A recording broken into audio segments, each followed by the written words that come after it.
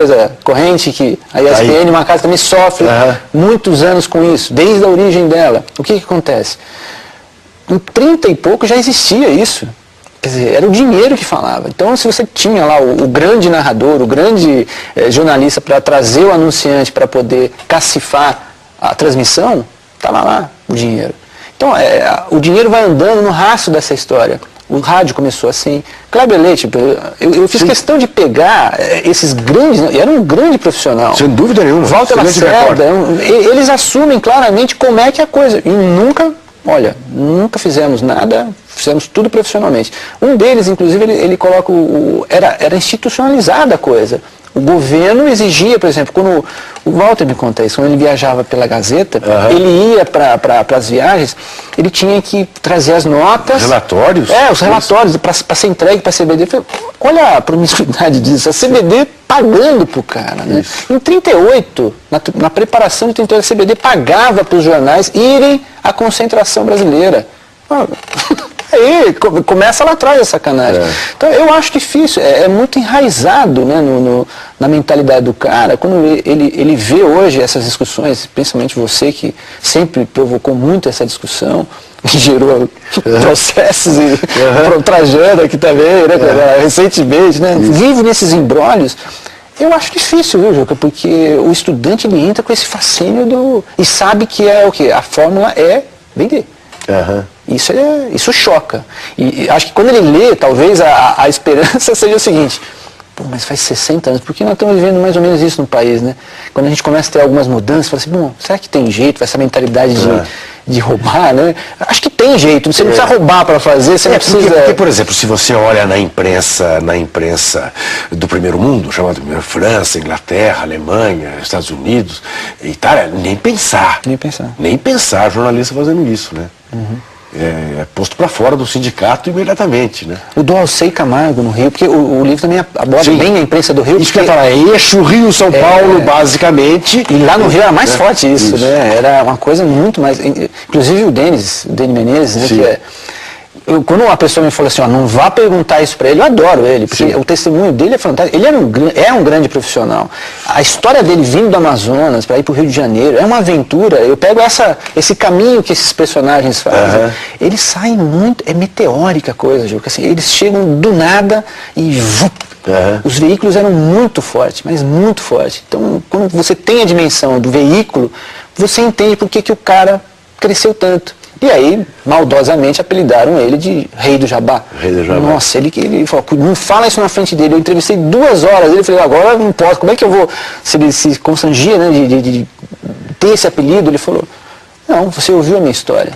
Nós nunca assumimos... Ele conta a relação de que ele teve com um árbitro, Valquir Pimentel, que ele colocou Pelé na Rádio Globo, esse cara virou o maior anunciante da Rádio Globo, Fórmula 1. É fascinante aquela história dele. E ele fala, isso não é uma coisa legal, isso é uma prática recorrente ali no rádio, no jornal.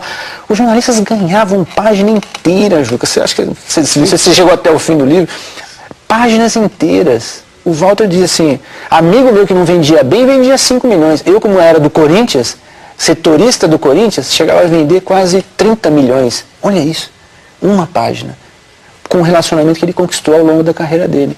Essa prática, essa discussão toda que você tem hoje... Isso agora, então você fala, Valquir Pimentel, por exemplo, que se sai muito mal na famosa matéria da máfia da loteria esportiva, né?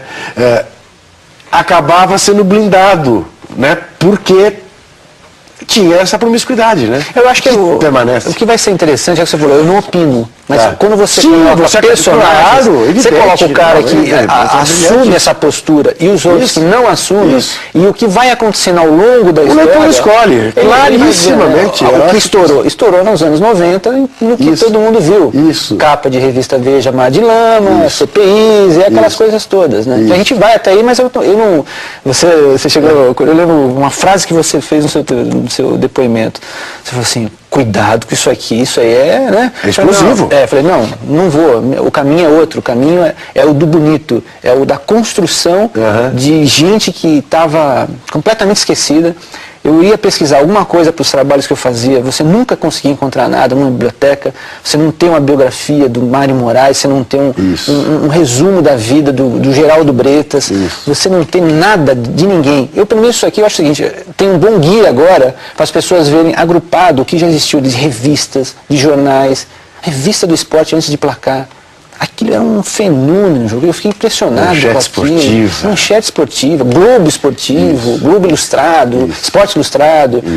Nossa, vai embora. E aí, pelo menos aqui você consegue ver o que existiu. Lógico que não dá para aprofundar tudo. E espero que os amigos, né, se atrevam a aprofundar. Não, sem dúvida. Isso é muito, eu diria que é muito mais do que um guia. É realmente uma obra que merece fazer parte de qualquer estante que goste de uma boa pesquisa, de um bom livro e de uma área que é muito importante na história do Brasil, como é a imprensa esportiva. Volto a dizer, está aí, nas boas lojas do ramo, Os Donos do Espetáculo, Histórias da Imprensa Esportiva do Brasil, pela editora Terceiro Nome, de André Ribeiro, com a inestimável contribuição da Secretaria da Cultura do Estado de São Paulo, que está de parabéns por apoiar uma obra desse tipo. André, muita sorte para você neste novo filhote. Tenho certeza que receberá o reconhecimento que merece. A gente volta na quinta-feira com o Marcelo Duarte, com outro jornalista, escritor, pesquisador, também de primeiro time. Até lá.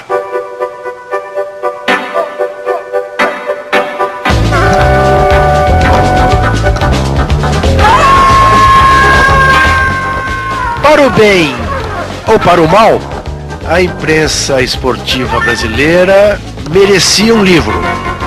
André Ribeiro cumpriu a risca, para o bem e para o mal.